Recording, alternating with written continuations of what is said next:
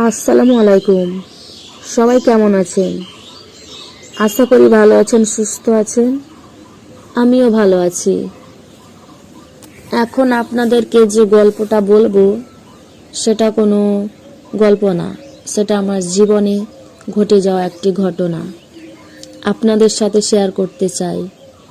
আমার বাবা মা গৃহিণী, তারা গরু বাছুর পালে, আর আমার বাবা খেতে যায়, অন্য কোনো কাজ কাম করে না।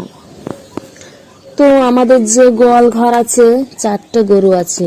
একটা গরুর পেটে আর একটা গরুর পেটে বাচ্চা, আর একটা গরুর বাচ্চা হয়েছে। আমার মা গরু, ছাগল, হাঁস, মুরগি পালে, এগুলো দিয়ে সংসার চলে যায়। আমার ভাই বোন কেউ নাই, আমি একাই। হঠাৎ করে আমাদের গরুটার পেটে যেটা গাভী গরু, কয়দিন পরে বাচ্চা হবে, সেই গরুটা অসুস্থ হয়ে পড়ে। বাবা মা খুব টেনশনের মধ্যে থাকে যে এত বড় একটা গাভী গরুর বাচ্চা পেটে, যদি কিছু একটা হয়ে যায় অনেক ক্ষতি হয়ে যাবে। পরে চিন্তা করার পরে ডাক্তার নিয়ে আসে, যে ডাক্তার দেখেন তো, গরুটা বসার পরে আর উঠতে পারছে না। তো গরুটার পেটের ভিতর অনেক গ্যাস ছিল, তেমন একটা সমস্যা নাই। এখন একটা কার্ড দিয়ে গেছিল। আমাকে যখন দেখলো, প্রথম দেখার পরে তার আমাকে একটু পছন্দ হয়েছিল, তাই কার্ড দিয়ে গেছিল। গরুর যদি কোনো সমস্যা হয় তো জানাবেন। আর আমার বাবা মা কোনো মোবাইল চালায় না, আমি মোবাইল চালাই। তো এই কার্ডটা যখন দিয়েছিল, তখন আমি সুন্দর করে যত্ন করে রেখে দিয়েছিলাম। তার কিছুদিন পরেই আবার আমার মা বাবা তো আমার খালাদের বাড়ি গেছে, আমাকে বাড়িতে রেখে গেছে। হঠাৎ করে দেখি গরুর বাচ্চা হওয়ার এরকম একটা ভাব, একটা পানির পর্দার মতো বের হয়ে আসছে। এখন তারে অন্যরকম দেখার পরে এখন আমি কি করব বুঝতে পারছি না। বাবা মার কাছে তো মোবাইল নেই। হুট করে আমি ডাক্তারকে ফোন লাগিয়েছি, যে ডাক্তার তাড়াতাড়ি আসেন, আমার গরু যেন খুব মাতামাতি করছে। ডাক্তার এসে দেখে যে গরুর বাচ্চা হবে, কিছুটা অংশ বের হয়ে আছে।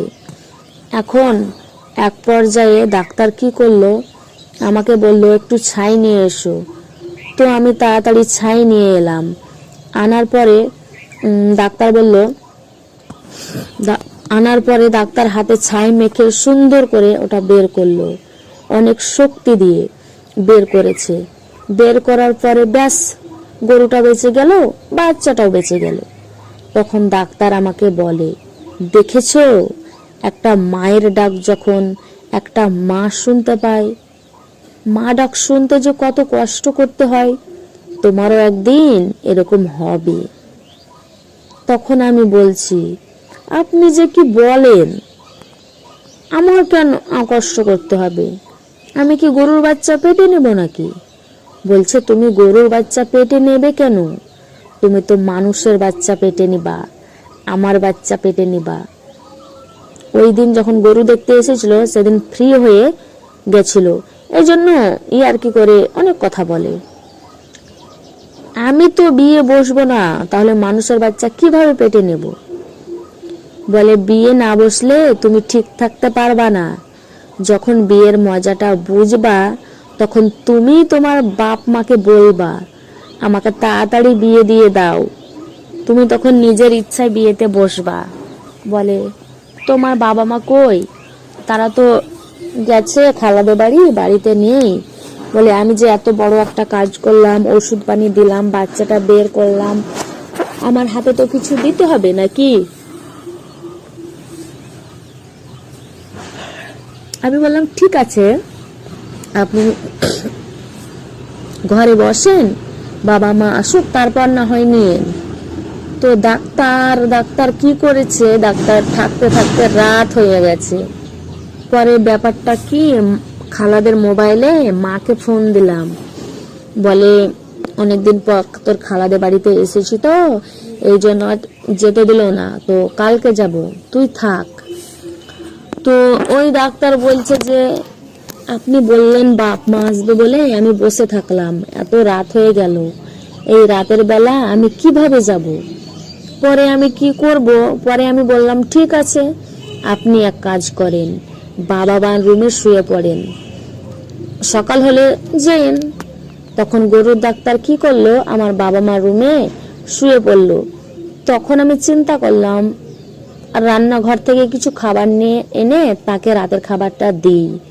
বাবা মার রুমে শুয়ে থাকতে থাকতে সে ঘুমিয়ে পড়েছে, কারণ সে 8টার দিকে রুমে ঢুকেছে। একটু রেস্ট নিতে নিতে সে ঘুমিয়ে পড়েছে। আমি আবার রান্নাঘরে একটু খাবার তৈরি করে আমি আবার রাত 10টার সময় তার রুমে গেলাম ডাকার জন্য। গিয়ে দেখি সে এমন ভাবে ঘুমিয়েছে, আমি তো খাবারটা রেখে চলে গেলাম। পরে সে 11টার দিকে উঠে আমার গেটে ঠক ঠক করছে, বলে ম্যাডাম খিদায় ঘুম আসছে না, তো যদি কিছু খাবার দিতেন। তারপর আমি বললাম খাবার নিয়ে তো গেছিলাম, তারপর আপনার যে সমস্যা দেখলাম এই জন্য এসে পড়েছি। তখন আমি বলছি কি সমস্যা? ওই ডাক্তার বলল।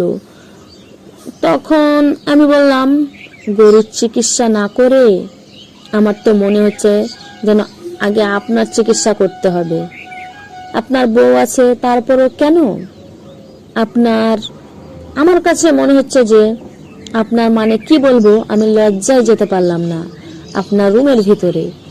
পরে বলল ম্যাডাম বুঝতে পেরেছি, আসলে আমার মন খুব চায়, অনেক দিন ধরে মজা করি না তো তাই মন চায়। তখন এক কথা দুই কথা গরুর ডাক্তারের কথা আমার ভালো লেগে গেল। এক পর্যায়ে ঝড়ের বৃষ্টি নামতে লাগলো, আর আমি ভয়েতে গরুর ডাক্তারকে জড়িয়ে ধরেছি। আর যখন জড়িয়ে ধরলাম, ডাক্তার তো ওই সুযোগে আমাকে ভালো করে আদর যত্ন করতে লাগলো। তখন আদর করতে লাগলো তখন আমি আস্তে আস্তে ডাক্তারের সব কথায় রাজি হলাম, যা যা বলল তাই শুনলাম। মনটা উজাড় করে তাকে তৃপ্তি সহকারে ভালোবাসা দিলাম। সে খুব মজা পেল, আমিও খুব মজা পেলাম। এইভাবে গরুর ডাক্তারের সাথে আমার সময় কাটলো। মাঝে মধ্যে যদি কোনো গরু অসুস্থ হয়ে পড়তো, ওই গরুর ডাক্তার আসতো আর আমার সাথে সময় কাটিয়ে যেত। আবার যখন বাড়িঘর ফাঁকা থাকতো, তার সাথে আমার মনের সম্পর্ক সময় কাটিয়ে যেত।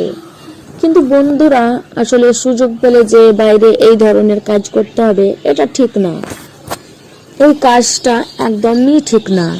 আমি যেহেতু ভুল করেছি, আপনারা ভুল কাজ করবেন না। ডাক্তার তারা সম্মানিত জিনিস, তাদের সম্মান দরকার, তাদের সম্মান দেবেন, সেটা গরুর ডাক্তার হোক কিংবা মানুষের ডাক্তার। তো সবাই ভালো থাকবেন, সুস্থ থাকবেন। আসসালামু আলাইকুম।